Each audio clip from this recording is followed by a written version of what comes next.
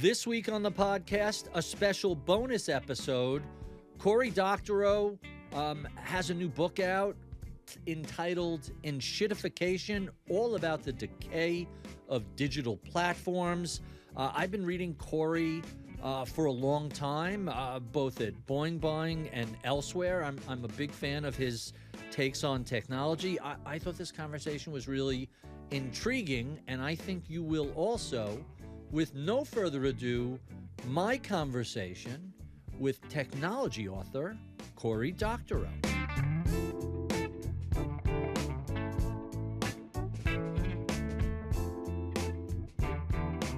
Cory Doctorow, welcome to Bloomberg. Thank you very much, Barry. It's a great pleasure to be here. It's a pleasure to have you. So before we get into the book, I have to just go into a little bit about your background.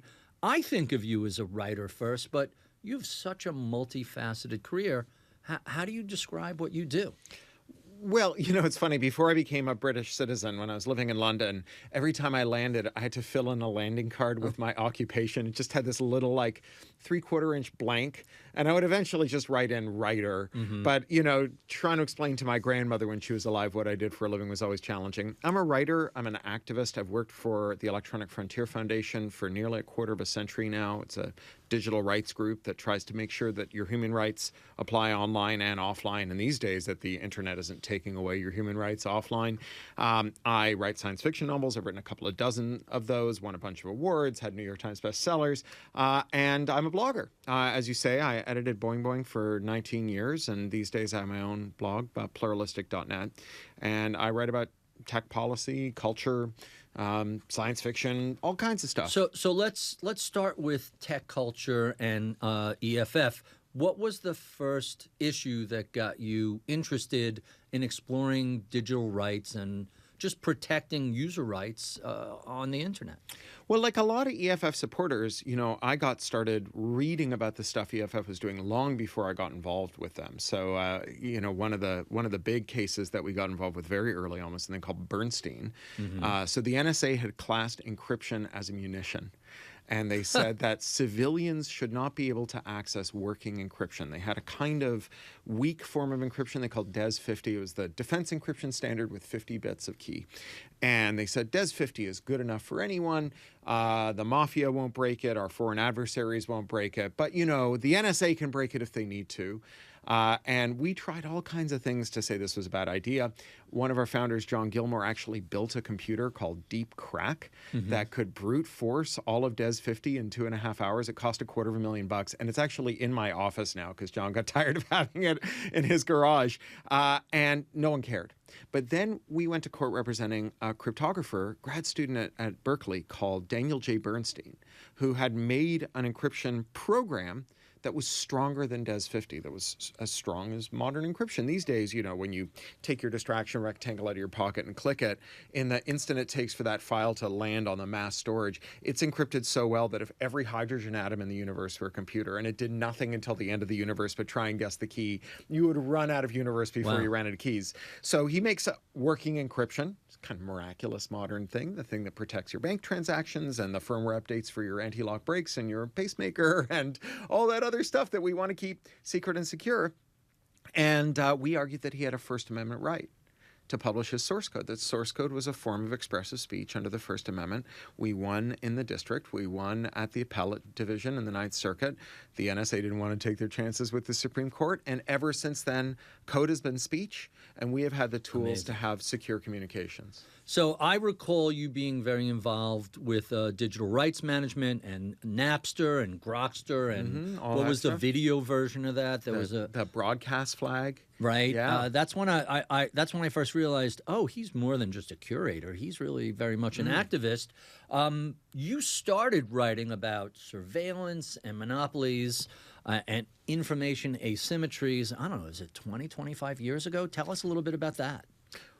Well, it's because I'm a science fiction writer. Mm-hmm. And so as a science fiction writer, the thing that I'm most preoccupied with is not what do gadgets do, but who do gadgets do them for and who do gadgets do them to. I think of science fiction as a kind of inverse of this kind of vulgar Thatcherism that says there is no alternative. You know, Margaret Thatcher used to say there is no alternative so often they called her Tina. There is no alternative.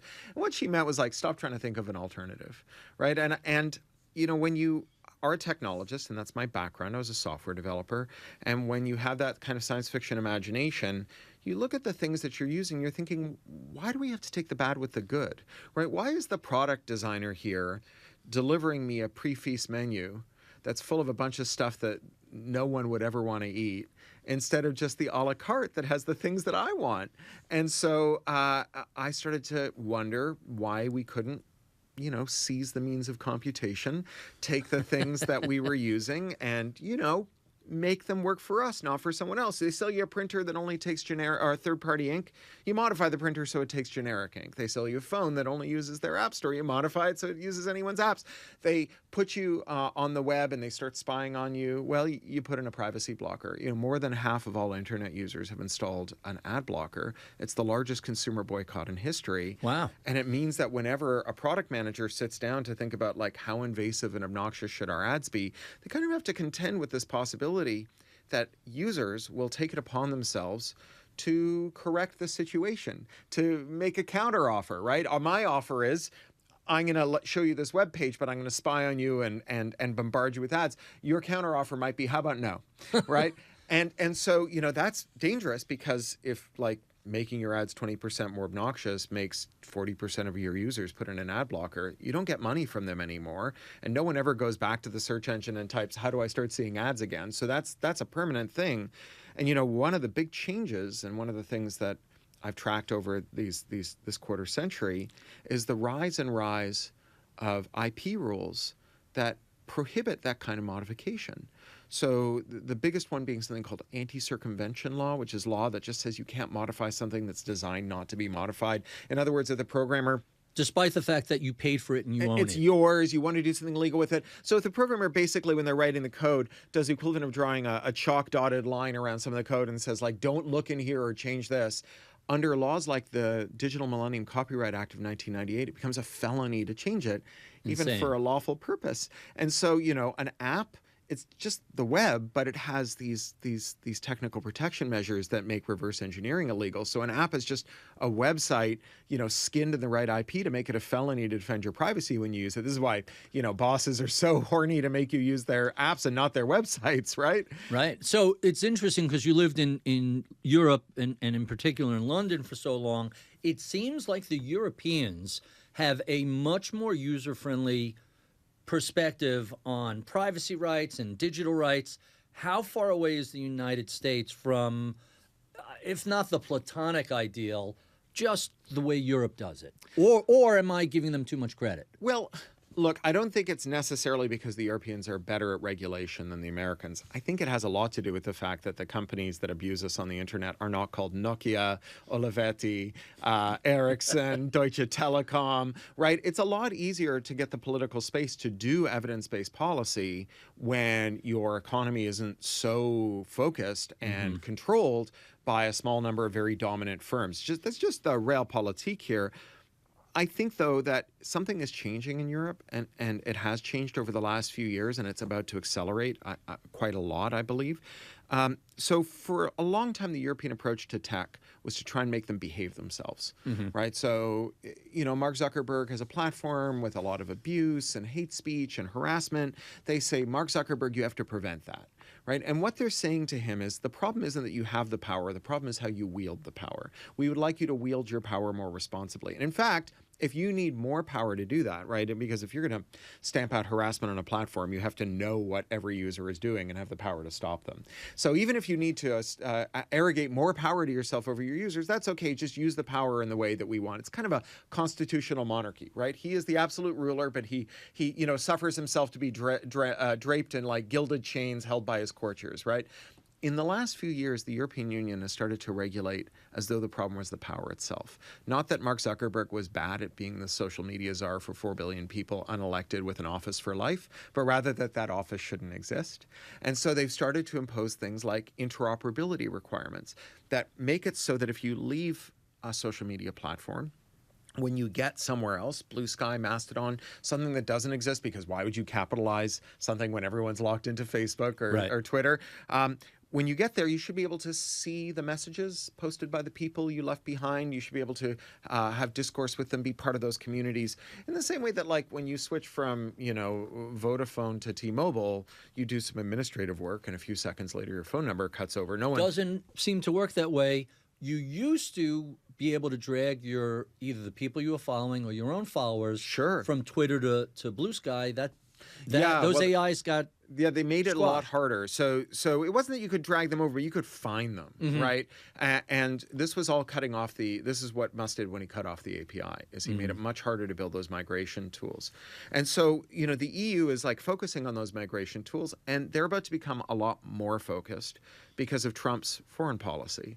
So for more than 20 years, I have gone around the world, more than 30 countries, on behalf of EFF, and talked to policymakers about what would make a better internet policy. Things like improved interoperability rules, the right to reverse engineer and modify, better privacy rules. And what they've said at every time is that, well, we'd love to do that. It sounds very sensible. But the U.S. Trade Representative has made it very clear that if we don't have policies that protect the rent extraction of American firms, they're going to hit us with tariffs. Well, happy Liberation Day, right? If the guy says... Oh, wait, this trade thing is two-sided? Is that what you're suggesting? So if the guy says, do what I tell you, I'm going to burn your house down, you do what he tells you, and he burns your house down anyways, you're kind of a sucker if you keep doing what he tells you to do. And not only that, but Trump has made it so clear that what we used to call American trading partners are now America's rivals. Right. And that rivalry will be pursued through the American tech giants. This is what we were told Huawei was going to do to us. Every accusation is a confession, right? That's exactly right. When the International Criminal Court swore out a complaint against Benjamin Netanyahu for genocide, Trump denounced this, and then Microsoft terminated his online accounts. He lost his email, he lost his address book, he lost his calendar, and he lost the working files of the International Criminal Court. Well, this has lit a fire under Europe. Right, they are now pursuing this thing they call Eurostack. There's a lot of money for it, and they want to replicate American tech stacks. They want to replicate the data centers. They want to replicate the applications, Google Docs, so on and so on. The problem is, no one is ever going to copy and paste 1 million documents from their government ministry one at a time out of GDocs and into a Eurostack. This sounds very much like Europe has a TikTok problem the way the United States does, only the issue is American tech companies, not a Chinese social media network. And honestly, I don't think TikTok is doing what they say they're doing. And if they are, the best way to solve that is to just update American privacy law, because that's the problem. The last time we got a new privacy law in America, you may know this, it was 1988. It was when Ronald Reagan signed the Video Privacy Protection Act. It makes it a crime for video store clerks to disclose your VHS rentals. Everything else is fair game, right? Why is TikTok spying on you? That's why TikTok, because we let them, right? But, in Europe, when they reach this point where they're not going to be able to migrate from these old American services to these new European services, they're going to have to start reinvigorating their reverse engineering game and make it so that you can run headless phones in the cloud that impersonate users and iterate through the documents and move them over, or do scraping or alt clients, on-device bridging, all this stuff that we used to do all the time, right? That was like Ross Perot's business, right? It was helping people move data between systems that we used to do all the time. This, as they would say in the Star Wars universe, this elegant weapon from a more civilized age. They're going to have to revive it, because right now it's like they've observed a giant housing crisis in East Berlin, and so they built a bunch of houses in West Berlin. And they're not thinking about how the people are going to move in. They're going to have to tear down the wall, right? And so this is, in some ways, one of the most amazing things to happen in digital rights in my whole career. It's sort of analogous to what happened when Putin invaded Ukraine. There used to be all these structural reasons they couldn't solarize Europe, right? Planning permission, electrical and safety codes, and so on. All of a sudden, when you're shivering in the dark, that stuff isn't so important. That's and right. Now Europe is 10 years ahead of their solar transition plan, right? I think that we're about to get this on a global scale, not least because economically it makes so much sense. So you think about the extraction from these locked platforms, right? Inkjet ink. Inkjet ink is the most expensive fluid you can buy as a civilian without taking a special license. It would be cheaper to print your grocery list with the semen of a Kentucky Derby winning stallion.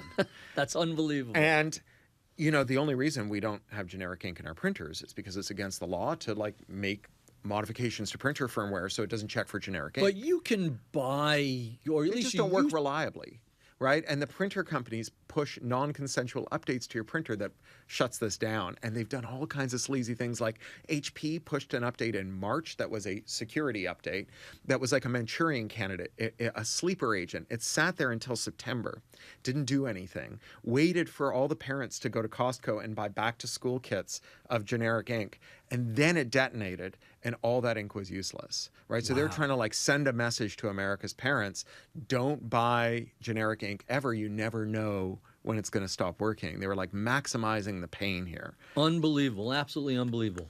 So literally had to have a conversation with the powers that be to figure out how to say the title of your book, which ironically has been named the word of the year in two separate major... Three. Three. I found two in my research. Well, 2 dictionaries, but 3 countries. 3 countries. Yeah. So let's talk about enshittification. How do you define it in a way that we can broadcast without running afoul of the FCC? Course. Well, you know, working for the Electronic Frontier Foundation, as I have for so long, my job has really been about trying to raise the salience and the urgency of these digital issues that are very abstract, very technical. You know, they eventually become very concrete, but it's when your house is on fire. You kind of want people to get active before then. And so that's a game of coming up with similes and metaphors and framing devices, funny words, parables, and so on. And the latest of these is this one, enshittification. And enshittification is both an observation about how things go bad, and also a theory about why they're going bad. And so the observation is quite straightforward. And in the first phase, you have firms that are good to their end users, but find a way to lock those users in. In the second phase, they make things worse for those end users, and they rely on the lock-in to stop those end users from departing, and they make things good for business customers. In the third phase, they lock in those business customers and extract all of their surplus as well. They leave behind the kind of meanest homeopathic residue needed to keep users locked to the platform, businesses locked to the users, and they extract everything for themselves, and they turn into a pile of crap. That's the kind of observational end of it. But the question I want to interrogate is, why is it happening now? Right? Because we didn't invent greed in the middle of the last decade. The people running these companies are often the same people who ran them from day one. You know, Mark Zuckerberg was running Facebook from his Harvard dorm to today, and he owns the majority of the voting shares. Google actually got worse when Sergey Brin came back in terms of its path to platform decay. So what is it that made these companies bad now? And I think really the way to understand that is to ask the inverse, which is, why weren't they worse before? Because obviously firms would like to charge more, deliver less, pay less to their suppliers, pay less to their employees, seek more beneficial terms for themselves. And when you phrase it that way, you know why firms don't do it, because if you charged infinity and paid nothing, well, maybe you'd be running a scholarly journal. But if you're not running a scholarly journal, no one would do it, right? You would lose your employees, you'd lose your customers. You have to labor under the discipline of competition, of regulators, and if you're in tech, you had other sources of discipline like interoperability, the ability to make 2 programs work with each other. So maybe if you had a rent extraction scheme, someone would alienate your users from you by coming up with a plugin that made it possible for them to avoid that rent extraction scheme, and those customers would then discover that there was a better firm out there, and they might switch to becoming the customers of them. And you had to worry about your workers, because tech workers were so powerful, and they often really fought hard for their users. They cared about their jobs. And so my thesis is that when we dismantled these sources of discipline, we created what you could call the enshittigenic policy environment, right? The environment that rewards the firms that do the worst, that rewards the factions in the firms that advocate for the worst, that rewards the impulses in CEOs that are tempted to do the worst, and then the worst happened. So let's talk about some of these firms, because I imagine everybody has experienced the title of your book. Platform decay is the phrase I like to use. I mean, in my experience, and I'm a few years older than you, it began with Microsoft, probably the, sui generis first company that figured out how to lock people in and then abuse the monopoly position they had. That was followed by, let's go through the list, eBay, Google, Amazon. I would be biased if I didn't include Apple. I think I can also include Starbucks and other entities like that. Maybe, yeah. I have a peeve with them because they basically threatened users with their Starbucks points during the pandemic. I thought that was very misguided. And okay, see ya. That was an easy platform to wait. There was an article in the Wall Street Journal that the Starbucks app, you would load it up with a credit card. Wait, why do I have to give you $50? Just hit my credit card. Right. And it turned out it was a $3 or $4 billion interest-free loan their users were giving them. It's free cash flow. So that was a little bit of and you want to take my points? All right, I'm done with you. Not boycotting them.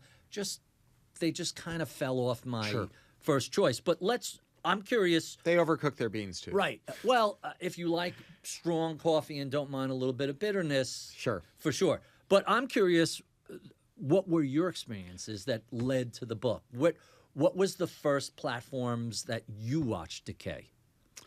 Well, let me clarify a little here, because there have been lots of platforms that have decayed, but they didn't shamble on. Right? I think that's one of the mysteries that I'm trying to plumb here. Well, right? There's a difference between a company like MySpace that just loses out to a superior technology or a better interface or whatever, versus something where the entire platform follows the pattern that you've outlined. And then they stay in business, right? That's the thing that I want to interrogate. Profitably, here. wildly profitable. Yeah. So, let's think about a few examples that you just raised and what happened when they enshittified, right? So Microsoft, you mentioned Apple, and you said you'd be biased if you didn't mention Apple. I was a kind of CIO for hire in the early 2000s, and every shop that I would Chief work info or chief investing? Chief info. Okay. Chief info, yeah, never chief investor. I invested all my .com money wisely in laptops. I'm sure they're going to appreciate someday. No, I was going around helping little SMEs get online. I put up their LAN, I get the file server, everything. And they all had a problem, which is that they'd have a couple of Macs in the shop, and they couldn't reliably read or write Microsoft Office files, because Microsoft Office for the Mac was the most cursed piece of software to come out of Redmond. You just wave the floppy disk around the office and files would spontaneously go corrupt. And so eventually you'd go to the designer, and maybe the CEO would have a PowerBook, and you'd put a PC on their desk that was just for like Excel, Word, and PowerPoint. And then that was kind of unwieldy, so then you put a big graphics card in there. You'd buy Windows versions of all the programs the graphic designer used, and you throw away the Mac. And so Steve Jobs knew that this was a problem. He didn't just beg Bill Gates to fix Office for the Mac. He reverse engineered Office for the Mac. He reverse engineered the Office file formats, and he made iWork, Pages, Numbers, and Keynote, which can perfectly read and write the Microsoft Office file format. So what he did, in economics terms, is he reduced the switching cost to zero, because you didn't have to leave any of your files behind when you went from Windows to a Mac. And he solved the collective action problem of convincing everyone to move to a Mac, because you didn't have to. You could go to the Mac and other people could join you when they were ready. This saved Apple's bacon. I recall the famous Prey cover of Wired in 1998. And my pet theory, or it's not even mine, is that Microsoft cut a deal in order. There was already antitrust bubblings. Sure. Yeah. So, hey, we have to keep a legitimate operating system competitor around, otherwise... Controlled opposition. That's right. Well, yeah. And they ran these switch ads, if you'll recall. Oh, very much about so. How easy it was to switch. So this was this incredible moment. Now, what would happen if you did this to Apple, right? We have people locked into the iPhone today. Their apps are there, their data is there, and so on. It's not hard to like make an iPhone emulator that runs on another computer, including like on an Android device, right? And so you could run all those apps, you could access all that data.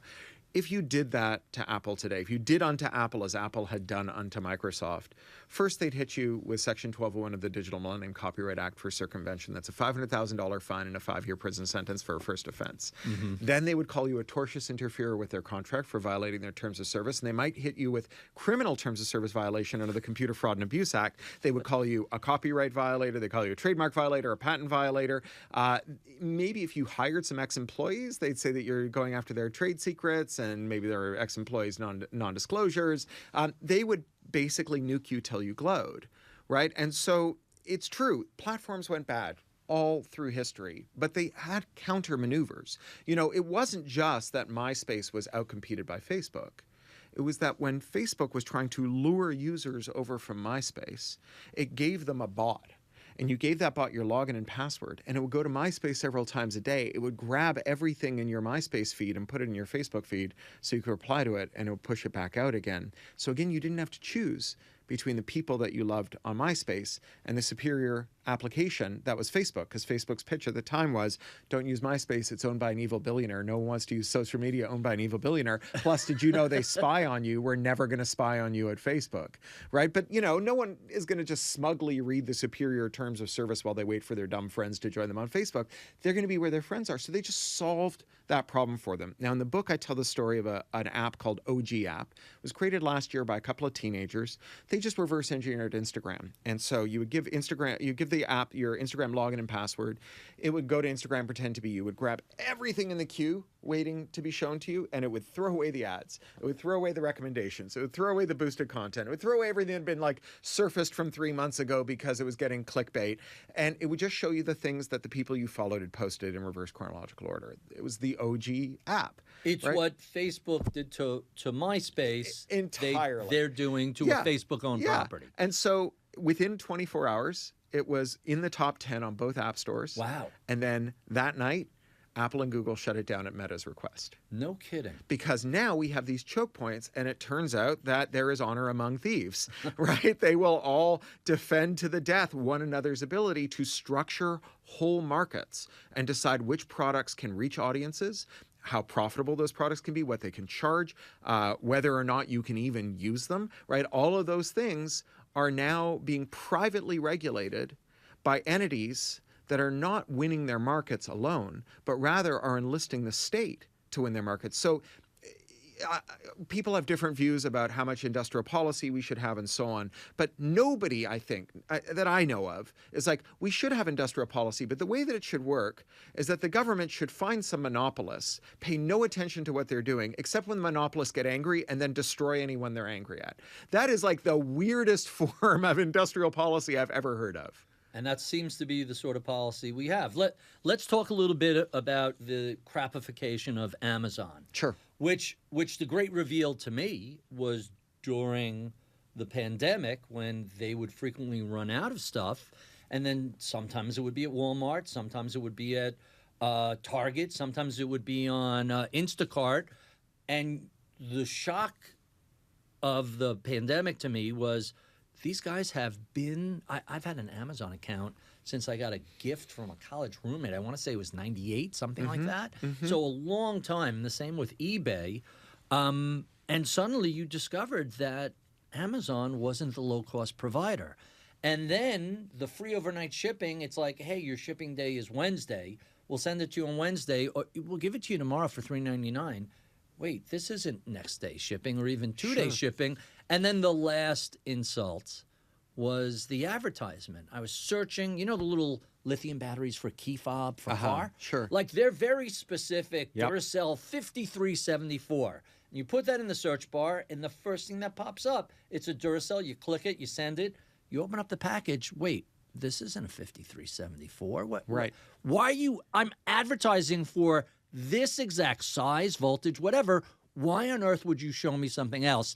And I'm enough of a jerk that I make them pay me the $2.89 for it, and I send it back. So you remember Lily Tomlin's bits on SNL where she would pretend to be Ernestine, the phone operator, doing these commercials for well, it started on Laugh-In. She took it to, I've been corrected by so many pedantic people. Right. But she started on Laugh-In. She did it on SNL. She did more segments on SNL than on Laugh-In really? as I didn't Ernestine. know that. That's interesting. Yeah. So but yes, but both. And she would, at the end of these ads for the Bell system, she would turn to the camera and she'd say, we don't care. We don't have to. We're the phone company, right? One of the insights I think that Lena Khan had when she was in office that really landed was that companies don't just become too big to fail. They don't just become too big to jail. They become too big to care. That when they're insulated from consequence, they do this. Now, what's striking about Amazon is the growth that they've experienced from rent. Right? Not from products, but from rent. So you mentioned the advertisements. When I wrote this book, their so-called ad market, which is the payola markets, the payment for placement and the search result. Yep. That was like a $32 billion business. It's now a $50-something billion business. And this is a remarkable growth. And that's the reason that the first item in your Amazon search result is on average 29% more expensive than the best match for your search. Or just the wrong item. It's amazing. Well, sure. And then the top bar, 25%. And then you get down to position number 17 or so, and that's where you find the good result. And of course, the companies spending more to advertise have less surplus to allocate to product quality. And so they're just dominating these search results, and they're shipping bad things to you. By the same token, every merchant on Amazon is paying junk fees to list on Amazon. And most of these fees are listed as optional. But practically speaking, if you don't pay them, you won't get there. So you have to do fulfillment by Amazon, you have to pay for Prime, you have to pay for advertising. When I wrote the book, it was, depending on the estimate, 45 to 51% in junk fees. And now? Today in the New York Times, Tim Wu cites 50 to 60%. That's unbelievable. And I've been through New York Times fact checking. I think he wouldn't make that. And I've known Tim since we were in elementary school together 50 years ago. 40 years professor, right? Columbia professor. We both grew up in Toronto. Like all the best Americans, we're Canadians. So in the book, it's funny because I'm assuming the advertising on Amazon yields a result. In the book, you talk about how the process of decay got worse and worse at Facebook. And what was it, 2018? Procter & Gamble said, we're just going to cut 2017, yeah. $200 million in advertising, and they saw zero decrease in sales. Yeah, so one of the things that Facebook did early on was allocate a lot of resources to anti-fraud, because ad fraud is very easy. You think about how the ad market works, it's very complicated, and if you're a publisher and you're getting paid by the click, you can just fire fake clicks on ads. Right, bot farms and everything else. Yeah, or just websites that don't even exist, that are just loading, like they only exist like as a series of API calls that are then generating click responses and so on. It can be very lucrative, and so they put a lot of money into policing this, and then they just drew down that spend because it's expensive, right? And so you just let providing a quality product and service is expensive. And so you let $200 million disappear down the fraud hole, right? That's someone else's problem, right? It's not Facebook's problem. I'm sure Facebook would prefer a fraud-free marketplace, but why bother, gold plating their anti-fraud? When one of the biggest advertisers in the purchasers of the country says, we're cutting this out because your ads are garbage. That's why. Well, they're back now, though. Oh, are they? They reinstituted it, and they just have more anti-fraud on their own end. So they're internalizing those costs. They're doing more auditing on their end. Unbelievable. So we talked about Facebook. We talked about Amazon. Got to ask about Uber, which has all sorts of interesting platform issues.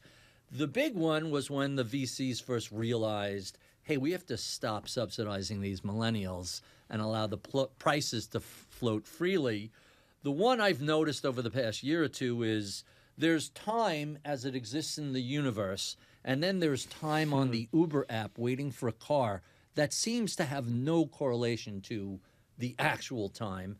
What's going on with Uber in terms of what they pay people, surge pricing, and their wonky perspective on time? So when Uber kicked off, they tapped the capital market. Specifically, they got Masayoshi Son, star of Stage and Screen, the man who gave us Yahoo buying and destroying every promising Web 2.0 company, and WeWork, and these days OpenAI's latest round. And he went to his favorite suckers, the Saudi royal family, and he got $31 billion out of them. And then they lost 41 cents on every dollar for the next 13 years. They just lit it on fire. But that did have some salutary effects from their business perspective. It provoked a lost decade in transit investment all over the world, because why invest in transit when it's so cheap? They put medallion cabs out of business everywhere. And they used predatory pricing to freeze out all but one also-ran ride-hail company, which is Lyft. And then, having effectively cornered a market and spent a lot of money on policy adventurism. Think about the $225 million that was spent in California on Prop 22 to formalize the worker misclassification, allow them to, only pay the drivers when they had a passenger in the car, and not when they were cruising around giving free labor and wear and tear on their cars to the company.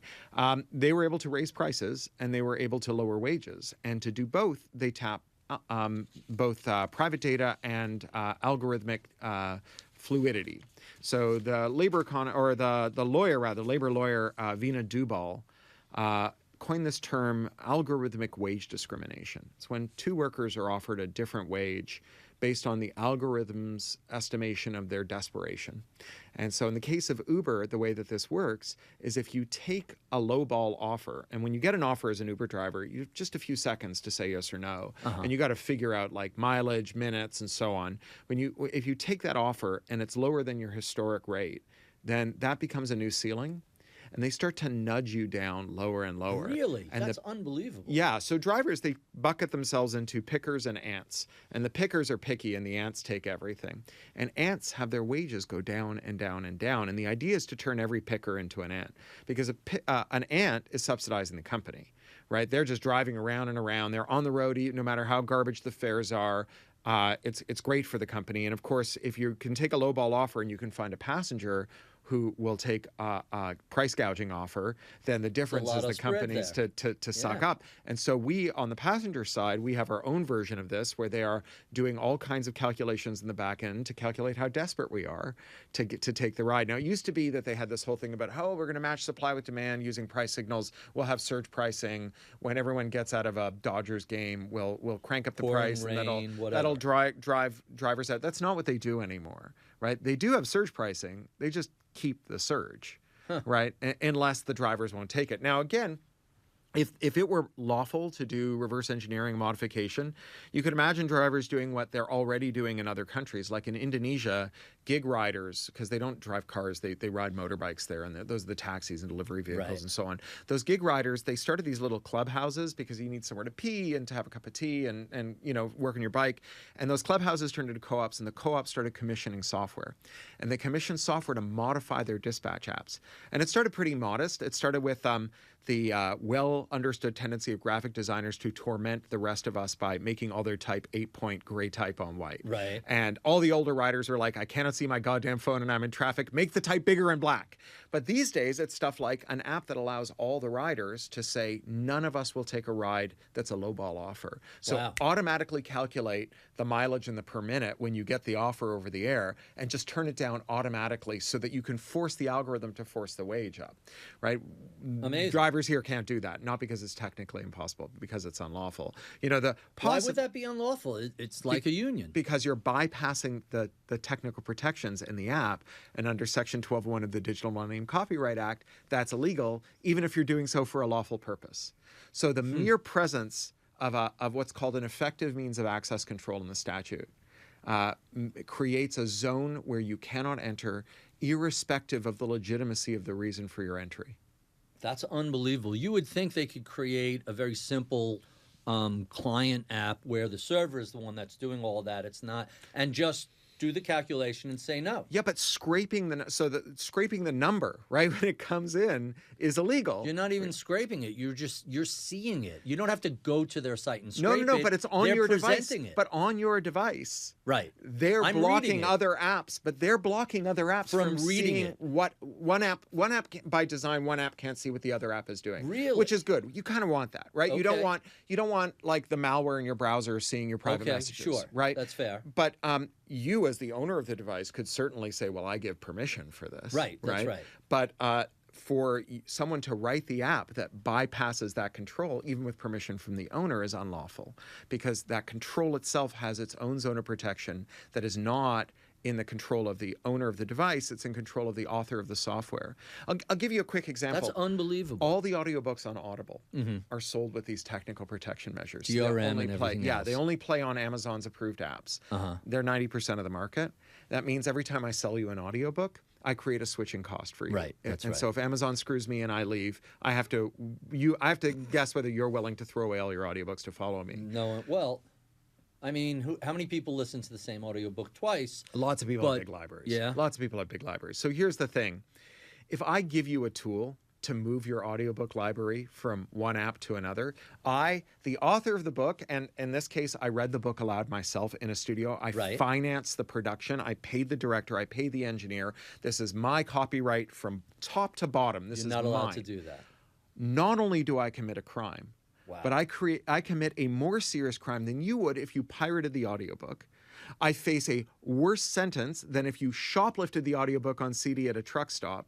And we would probably get the same sentence if I were to provide you with a tool to take the audiobook out of the app, and if you were to stick up the driver of the truck that delivered the CDs to the truck stop. That's unbelievable. I have to ask you about generative AI, the impact on artists and writers, and what it means in terms of... we're never going to get this in 2 minutes, but let me try. Go ahead. So, look, your boss is insatiably horny for firing you and replacing you with an algorithm. That has been true since the time of the Luddites. Bosses don't like to pay workers, and they're looking for a way to erode the rights of workers.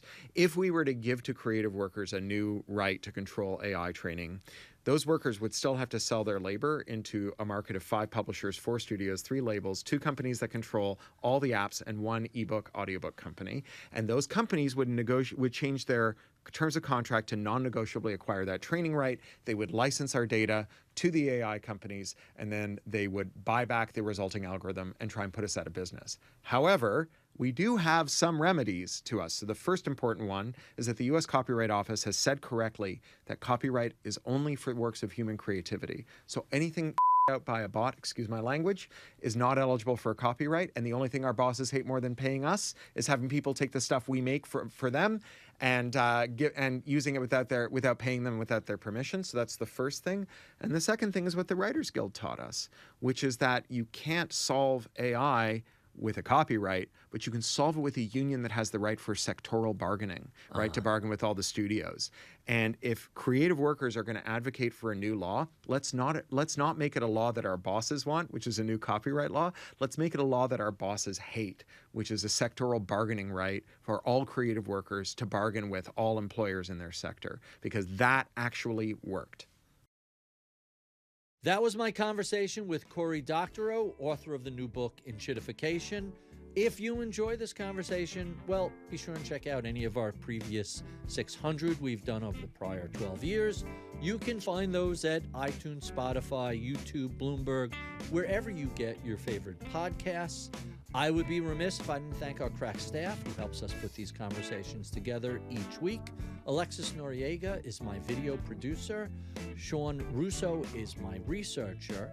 Anna Luke is my producer. I'm Barry Ritholtz. You've been listening to Masters in Business on Bloomberg Radio.